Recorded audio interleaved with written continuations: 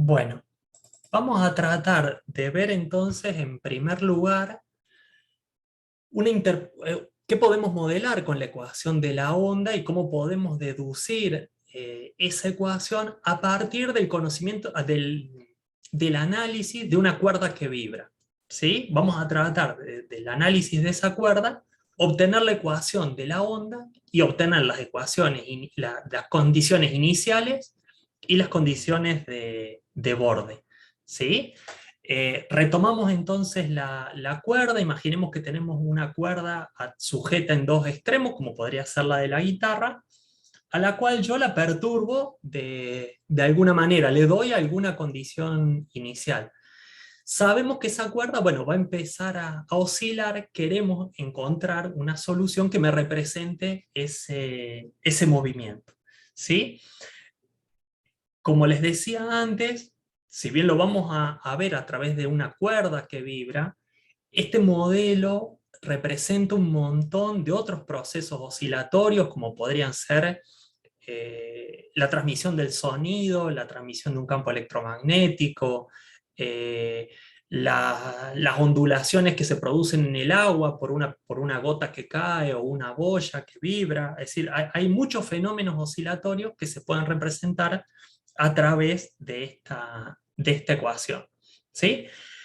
¿Qué vamos a considerar entonces para obtener nuestro modelo matemático? Bueno, vamos a poner un eje X a lo largo de la cuerda, ¿sí? Es decir, tenemos acá un extremo de la guitarra donde está sujeta en X0 la cuerda, y acá en las clavijas tenemos L, ¿está bien? El otro punto donde la cuerda está sujeta y no se puede mover. ¿Bien? Cada punto de la cuerda va a tener una coordenada X diferente. Le voy a llamar U al desplazamiento vertical de la cuerda. En algunos problemas y algunos libros van a ver que le llaman Y, como el otro eje. Como en otros problemas, para nosotros Y es la variable, también es una variable independiente. Por eso es que por ahí no se usa en estos casos, y si bien es una coordenada espacial U, porque es desplazamiento, está bien, usamos esa variable, ¿sí? Y vamos a suponer también que esa cuerda está tensada, ¿está bien? Y el valor de la tensión en la cuerda le vamos a llamar T, ¿bien? Entonces, partimos de eso, y lo primero que hay que hacer, lo mismo hicimos cuando fuimos a modelar el sistema masa-resorte, lo primero que tenemos que hacer es determinar algunas condiciones o hipótesis que vamos a asumir, consideraciones para este modelo de la cuerda, ¿sí? ¿Por qué? Porque así como el sistema masa-resorte era válido en ciertos rangos, es decir, una masa resorte, si yo tengo un resorte de 2 centímetros y lo quiero estirar medio metro, y el m por derivada segunda más k por x no va a servir, porque no voy a tener deformaciones elásticas en el resorte, sino van a ser plásticas. ¿Está bien? Entonces, bueno, yo tengo que plantear ciertas consideraciones para poder empezar con el modelo, y bueno, para que ese modelo quede relativamente simple, ¿no? Primera consideración a tener en cuenta es que la amplitud de la vibración es pequeña. ¿Está bien? Si imaginamos una guitarra, eso es válido, digamos, si la cuerda no oscila 10 centímetros, ¿está bien? Es decir, con respecto al largo, las oscilaciones de la cuerda son muy pequeñas. En el dibujo acá está un poco exagerado para que se vea, pero estas oscilaciones, los valores de U son chicos respecto de L, ¿sí? Eso me va a simplificar bastante las cosas, porque voy a suponer que cada elementito de la cuerda, si yo corto un trocito muy pequeño de la cuerda, este trocito de cuerda solamente se mueve en dirección vertical, ¿sí? Eso no es tan cierto si en realidad la cuerda se deforma mucho, porque, bueno, si la cuerda se deforma mucho, ya van a ser como cuerdas de arco, digamos, las trayectorias de cada pedacito de cuerda, ¿sí? Pero entonces nosotros decimos, son pequeñas, se mueve cada punto de manera horizontal. Otra cosa que vamos a tener en cuenta es que la tensión en la cuerda es siempre tangente a la cuerda. ¿Está bien? Es decir, quiere decir que si yo me paro en un punto por acá, ¿está bien?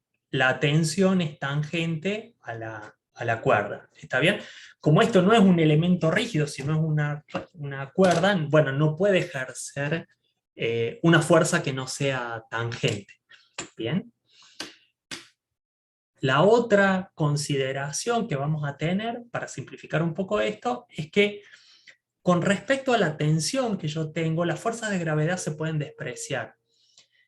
¿Eso qué quiere decir? Que yo no voy a considerar la deformación que tengo por el peso de la cuerda, ¿sí? Es decir, en realidad, cualquier cuerda, como si fuese una viga en reposo, ¿no? Es decir, tiene una pequeña deformación por su peso hacia abajo, pero si yo miro la guitarra, de verdad que prácticamente no la veo esa deformación. ¿Por qué? Porque la masa es poca y la tensión es tal que prácticamente la deformación por el peso la podemos despreciar. ¿Sí? En la guitarra eso parece bastante convincente, ¿no? Entonces eso también lo voy a tener en cuenta y saco la fuerza de la gravedad. Si para mí va a sonar igual una guitarra que esté vertical que horizontal. ¿Bien?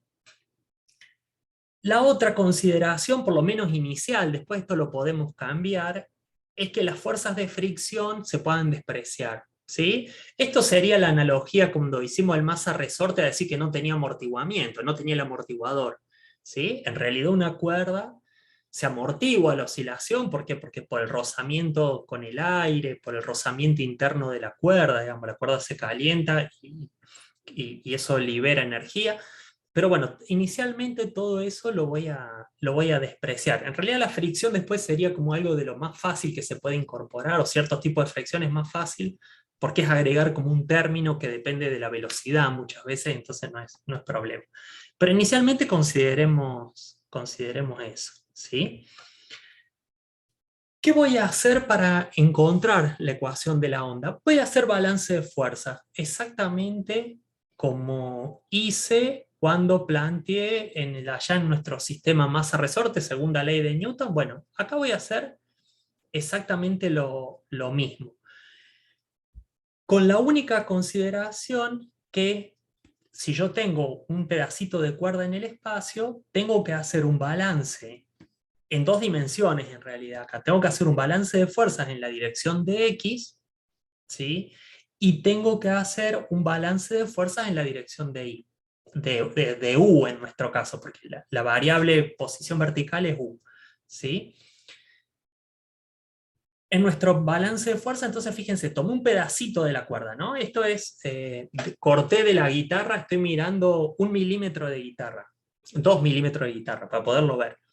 ¿Sí? ¿Qué es lo que tengo en esos 2 milímetros de guitarra? Bueno, tengo dos extremos, uno está en X y el otro está en X más delta X, ¿sí? La cuerda está deformada, la consideramos en algún momento que está deformada. Esta es la tensión aplicada, ¿sí? A cada lado de la cuerda. Nosotros asumimos que la tensión era tangencial a la cuerda, por eso el vector de un lado es distinto al vector del otro, ¿está bien? Porque como la cuerda está deformada, los vectores son distintos, ¿sí? ¿Qué otra cosa más dijimos cuando acabamos de plantear recién nuestras hipótesis? Que esta cuerda se iba a mover verticalmente solamente. Entonces, ¿cómo debería ser la suma de las fuerzas horizontales si yo considero que no se va a mover en X? Nula. Exactamente, se deberían anular. ¿Bien? Por las hipótesis que yo tuve. Y esto se puede ver acá. Fíjense, en la dirección horizontal, yo acá marqué en verde la componente horizontal, ¿no? Proyecté, fíjense, del lado izquierdo y del lado acá derecho, la componente horizontal. ¿Cómo encuentro la componente horizontal del lado izquierdo? Perdón, la del lado, sí, vamos a ponerla del lado derecho primero. Sería la tensión en X más delta X por el coseno de tita más delta tita. Bien, o sea, con el coseno la proyecto, le resto la del otro lado, que sería t de xt por el coseno de tita, ¿sí? Y esto, como yo asumí que esto iba a estar en equilibrio, lo obligo a ir a cero. Bien, ¿de acá qué conclusión tengo? Que la componente horizontal, que le voy a llamar h, o sea, t por el coseno del ángulo es la componente horizontal, que le llamo h mayúscula, es igual en todos los puntos, porque el h en x más delta x, para todo t, va a ser igual al h en x. Como delta x puede ser cualquier cosa, y x también, eso me dice, miren, en todos lados la componente horizontal es la misma, ¿sí? Es decir, en todos lados, si es la misma, no depende de x. ¿Sí? Esta es nuestra primera conclusión. La componente horizontal de esa fuerza de tensión es siempre igual. Por ahora podría cambiar en el tiempo, no sé, pero por lo menos de X no depende. Bien, después vemos a ver qué pasa con eso. Eso sale entonces de las primeras hipótesis que planteé. Vamos ahora a ver qué pasa en la dirección vertical. ¿Sí? En la dirección vertical la cosa es distinta porque yo asumí que la cuerda se mueve en la dirección vertical, ¿no? Entonces, si yo planteo segunda ley de Newton, sumatoria de fuerzas, que tengo acá, sumatoria de fuerzas, ¿sí? Igual a qué cosa? Igual a masa por aceleración. ¿Bien? ¿Qué fuerzas tengo en la dirección vertical? Bueno, proyecto, tengo la tensión por el seno de tita que me va a dar lo que está en verde a la izquierda, y del otro lado, fíjense que acá se ve mucho la diferencia, es mucho más chiquita la que va para arriba, ¿no? Tiene una componente vertical muy chiquita, acá hay diferencia en la sumatoria de fuerzas, no es cero, ¿sí? Por lo tanto va a haber aceleración. ¿Sí? Acá están los dos términos. El de la derecha es t en x más delta x por el seno de tita más delta tita, menos t en xt por el seno de tita. ¿Sí? Y todo eso igual, bueno, segunda ley de Newton, masa por aceleración. Bien. ¿Quién es la masa de la cuerda? Bueno, fíjense, el largo de la cuerda, del pedacito de cuerda que yo estoy tomando, es delta x. Así que si yo tuviese la densidad lineal de la cuerda, o sea, la densidad lineal serían, por ejemplo, los gramos por unidad de longitud, gramos por milímetro. ¿Sí? Yo multiplico la densidad por delta x y con eso obtengo la masa. ¿Bien? ¿Y quién es la aceleración? Bueno, la aceleración es la derivada segunda de la posición. La posición es u, ¿sí? Porque el eje u es el que está en la dirección vertical, ¿no? Entonces la aceleración es la derivada segunda de u respecto de t dos veces. Bueno, reemplazo todo eso en la ecuación anterior, me queda la resta de las dos componentes de fuerza, igual a la masa, que es la densidad por delta x, por la aceleración. ¿Sí? Fíjense que la aceleración estoy tomando en un punto medio de la cuerda, porque bueno, lo estoy tomando como un único elemento, está bien, que se va a mover en la dirección vertical. Bien, al igual que a las componentes de la fuerza horizontales le llamé H mayúscula, a las componentes de fuerza verticales le voy a llamar B mayúscula. Entonces fíjense que se convierte acá. T por seno en B, o sea, sería B en X más delta XT menos la B en XT. ¿Sí? Y ya que estamos, lo que hice era el delta X que tenía a la derecha. ¿Se acuerdan el delta X que apareció por poner la masa como ρ por delta X? Lo pasé dividiendo. ¿Sí? ¿Por qué lo pasé dividiendo? Porque fíjense que lo que me está quedando ahora a la izquierda tiene toda la forma de qué cosa, de un cociente incremental, ¿no? O sea, es el incremento en B dividido el incremento en X. ¿Sí? Si yo lo vemos después, pero si yo le tomara límite a esto, ¿qué tiene forma de qué cosa? Digamos, el límite cuando delta X tiende a cero. De la derivada. Exactamente, de una derivada. Bien, entonces, por eso lo estoy reordenando a propósito de esa forma. Bien, vamos por eso entonces. Vamos a tomar el límite cuando delta x tiende a cero. Como acaba de plantear Lorenzo, me queda entonces, ¿quién era el cociente? Era la variación en b sobre el delta x, o sea que me queda la derivada de b respecto de x. ¿Sí? En el punto xt, porque como x, delta x tendió a cero, el punto ahora es x, ¿no? Y eso es igual a ρ por la derivada segunda de u respecto de t dos veces. Bien, fíjense que ya tenemos esa ecuación, pero todavía no es la ecuación diferencial, porque acá tenemos la variable u, pero acá hay una b mayúscula. ¿Sí? Entonces veamos quién es esa fuerza b mayúscula. ¿Se acuerdan? Yo definí la fuerza con una componente horizontal y una componente vertical. ¿Sí? Es decir, que la tangente, lo voy a escribir acá, la tangente de tita de la tensión no es otra cosa que B sobre H. ¿sí? Yo puedo pasar multiplicando h y me va a quedar que b es la componente horizontal por la tangente del ángulo. ¿Por qué busco escribirlo con la tangente? Porque fíjense que la tangente, voy a volver un poquito para atrás, me viene bien la gráfica esta. La tangente no es otra cosa que la derivada, la derivada de la deformación respecto de x. O sea, la tangente en un punto no es otra cosa que la derivada de u respecto de x. ¿Sí? Entonces puedo reemplazar esta tangente por la derivada de u respecto de x. ¿Sí?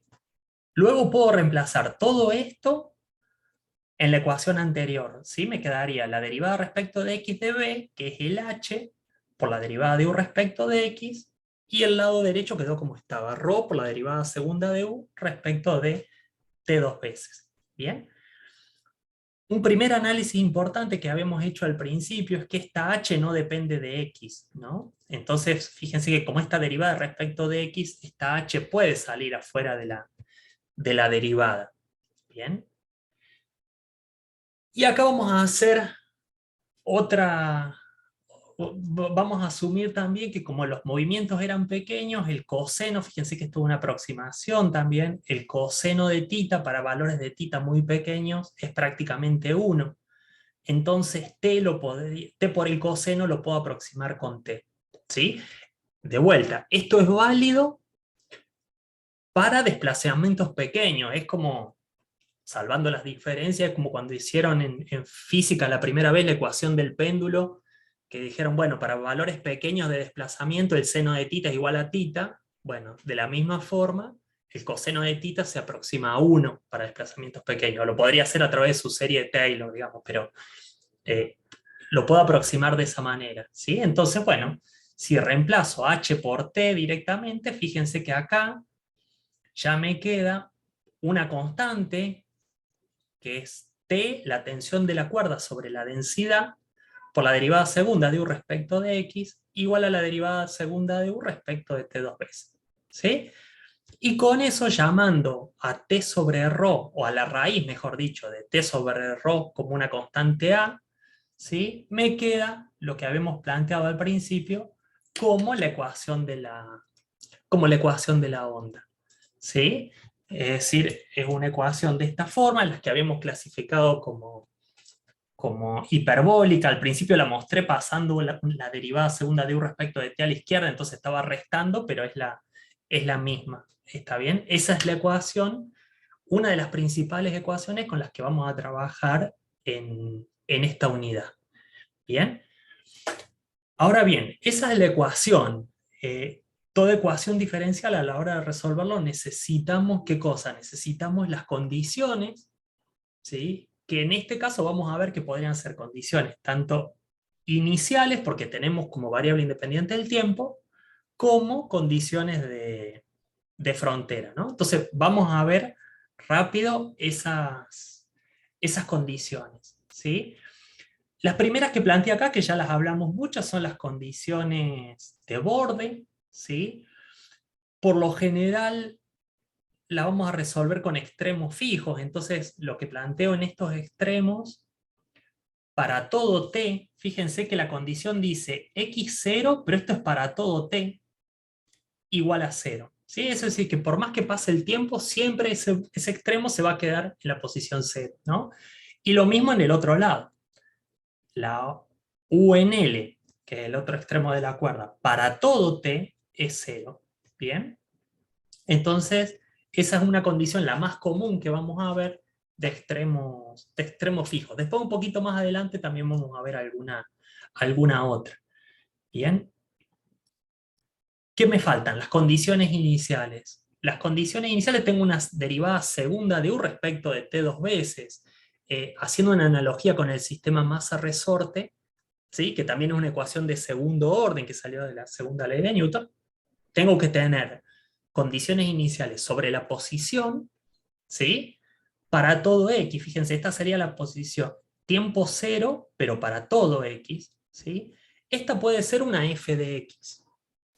¿Por qué? Porque va a depender como yo deformo la cuerda. No da lo mismo que yo tome la cuerda justo del medio, ¿está bien? Y la tire para arriba y la suelte, que la tome más cerca, no sé, de la clavija y la suelte ahí. ¿Está bien? O si quieren no soltarla, hacer un rasguido, digamos, en una punta o en la otra, no va a ser lo mismo como posición inicial.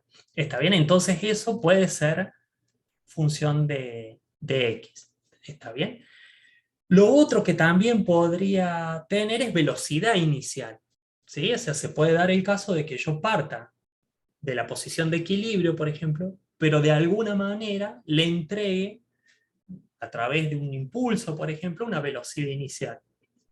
Y esa velocidad inicial también es en tiempo cero, pero para todo x, ¿no? Entonces podría ser, en la forma más general, una función de x. ¿Sí? Esas son entonces las 4 condiciones con las que vamos a trabajar en la mayoría de los problemas de ecuaciones de onda. ¿Bien? Esa ecuación, a partir de esa ecuación de onda, con estas condiciones que vimos, las cosas se podrían generalizar, eh, por ejemplo, agregándole amortiguamiento, agregándole fuerzas, porque hasta ahora yo lo consideré homogénea, ¿sí? Ninguna fuerza actúa sobre la cuerda, pero así como en el masa resorte nosotros le agregamos fuerzas, sobre la cuerda también le podría agregar fuerzas, ¿no? Solo a modo general, vamos a ver algo de cómo queda la ecuación cuando le agregamos eso, ¿sí? Pero bueno, la que nosotros vamos a resolver en esta unidad va a ser esta ecuación solamente, ¿sí? De, que es homogénea a coeficientes constantes y que contiene solamente 2 derivadas segundas, con las condiciones, como les decía antes, de borde en cero, bueno, en este caso del ejemplo está en pi, pero podría ser cualquier valor del largo de la cuerda, y las condiciones iniciales, ¿sí? Si se fijan, acá tiene una deformación inicial. La deformación inicial, si la dibujo acá, bueno, no me va a salir exactamente igual, pero es así, ¿no? Esta sería la deformación inicial. ¿Dónde la veo esa deformación inicial? Bueno, la veo acá en la gráfica solución. Sería esta. Bueno, ahí va hasta el cero en línea de trazo. No quedó muy bien, lo vamos a corregir un poquito. ¿Sí? Sacar esto, ahí está. Va desde ahí, desde cero. ¿Bien? Acá. Y las condiciones de borde, bueno, van para todo tiempo, por eso lo remarco acá que no es para un valor de tiempo, sino que en todo tiempo se cumple, que en este caso son cero. ¿Bien? Bueno, mañana vamos a ver que las soluciones toman formas como las que están acá abajo. Me estoy adelantando un poco a lo que viene, pero fíjense un poco a qué se parecen esas sumatorias ahí.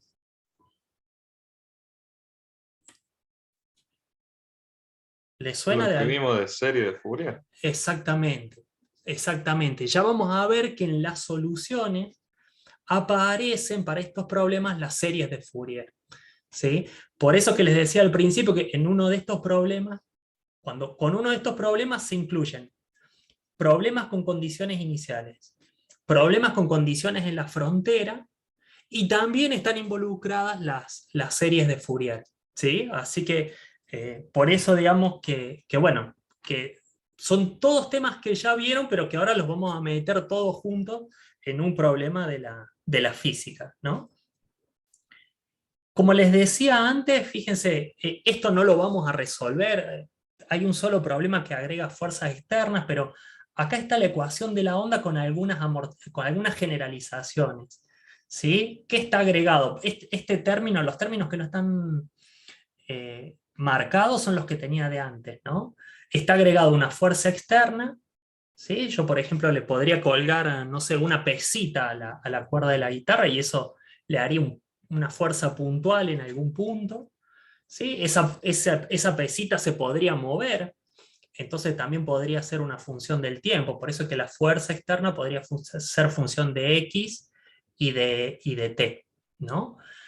Puedo poner fuerzas amortiguadoras. Las fuerzas amortiguadoras las recordamos del sistema masa-resorte amortiguador, ¿sí? En general las modelamos como proporcionales a la velocidad la velocidad es la derivada de u respecto de t, así que bueno, cuando uno plantea la segunda ley de Newton en la sumatoria de fuerzas verticales, aparece ahí la fuerza amortiguadora, y también podría haber, por ejemplo, fuerzas de recuperación elástica. ¿Sí? Así supónganse que la cuerda esa tiene cierta elasticidad, está bien, bueno, podría haber una fuerza ahí de recuperación que sea proporcional al desplazamiento. De una manera similar, si se quiere, a lo que sería un resorte, ¿bien? Que al fin y al cabo es una fuerza elástica. No vamos a resolver problemas con esa complejidad, pero es para que vean que, bueno, que uno le puede incorporar otros términos a la ecuación para, bueno, contemplar otros fenómenos que despreciamos al principio, ¿no? Y para cerrar esta ecuación, otra de las cosas que se podría hacer es extenderla a más dimensiones, porque ¿por qué empecé yo por una cuerda? Y porque una cuerda la puedo pensar en una sola dimensión, ¿sí? Que yo le llamé X. Pero ¿qué pasa si quiero ver las oscilaciones de un tambor, por ejemplo, de una membrana que golpeo? El fenómeno es parecido, lo que pasa es que la membrana ahora se distribuye en dos dimensiones, ¿bien? O sea, voy a tener una deformación vertical que sigue siendo U, pero la membrana tiene puntos tanto en X como en Y, ¿sí? La membrana de mi tambor. Entonces, bueno, puede ser una ecuación de onda en dos dimensiones, ¿sí? Incluso se puede generalizar, como está acá abajo, a tres dimensiones, ¿sí? Donde ya ahí la U no es una dimensión, está bien, espacial, porque si X y Z son las dimensiones espaciales, U podría ser otra cosa, pero por ejemplo en transmisión del sonido, U podría ser la presión en el aire, ¿sí? Entonces la presión en el aire, está bien, en la ecuación de la onda del sonido podría ser función de X y Z y del tiempo, ¿no? En función de lo que yo voy emitiendo.